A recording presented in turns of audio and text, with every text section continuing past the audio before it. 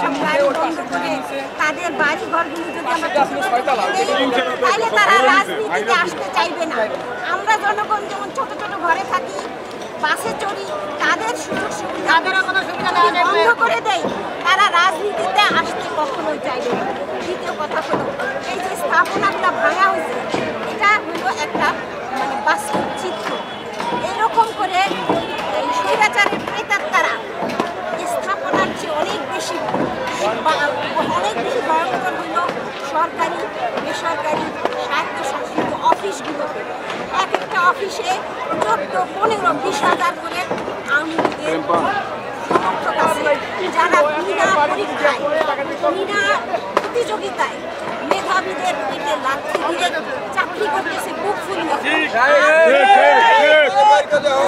মেধাবীদের পেটে লাথি দিয়ে বুক ফুলিয়ে চাকরি করতেছে, মাসে মাসে বোকা বেতন নিচ্ছে। আর মেধাবীরা যা দেখেন একটা বিসিএসের জন্য, একটা সরকারি চাকরির জন্য সকাল 8টায় কোচিং সেন্টারে ঢুকে ঝাড়ুদার সুপারের সাথে, আর রাতে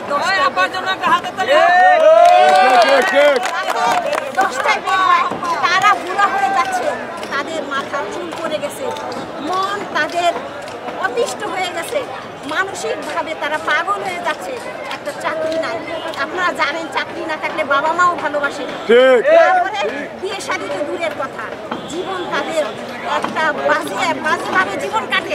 তারা কাউকে মনের কষ্ট বলতে পারে না যখন একটা চাকরি না থাকে। বিশেষ করে শিক্ষিত ছেলেমেয়েরা তাদের দুঃখ কষ্ট কারো কাছে বলতে পারে না। এই জন্য শোনেন, আমি সবচেয়ে গুরুত্বপূর্ণ কথাটা এই মুহূর্তে বলতে চাই, সেটা হলো এই স্থাপনা ভাঙার চেয়ে অনেক অনেক বেশি গুরুত্বপূর্ণ হলো অফিস আদালতে এই যে 15,000, 20,000 আওয়ামী লীগ পন্থীরা ঢুকে আছে, আপনারা জোর করে টেনে হিচড়ে তাদের বের করেন। তারপরে আপনারা মেধাবীদেরকে সেই জায়গাগুলোতে ঢুকায় দেন, তাহলে দেখবেন সে জায়গায় সত্য আগুন চলতেছে। সত্যের আগুন যখন আমাদের দেশে জ্বলে উঠবে, তখনই আমাদের দেশ হবে, আমাদের দেশ মালয়েশিয়া হবে, এবং দেখবেন আমাদের দেশে সেই মাহাথির মোহাম্মদের জন্ম হবে, আমাদের দেশে সেই মাহমুদ আহমদের মতো মানুষের জন্ম হবে।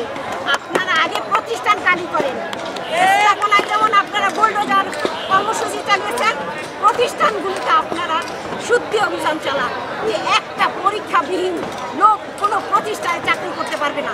এটা মেধাবীদের ফিজিকের উপরে লাথি মারা ছাড়া আর কিছু না। আমরা চাই মুক্ত বাংলাদেশ। মানুষ রক্ত দিয়েছে শুধু একটা ভোটের জন্য, মানুষ রক্ত দিয়েছে স্বাধীনভাবে মাথা উঁচু করে বেঁচে থাকার জন্য। আমরা সেই স্বাধীনভাবে আমরা আমেরিকার চেয়ে সুন্দর করে বাঁচতে চাই।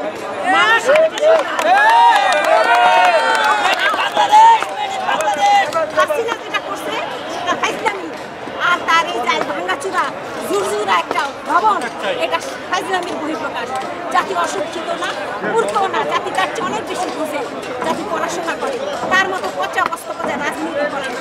আর তার পাশে যারা ছিল তারা হলো তার মতো, এই জন্য তাকে কেউ সত্য বুঝায় নাই, কিন্তু জাতি সত্য জানে।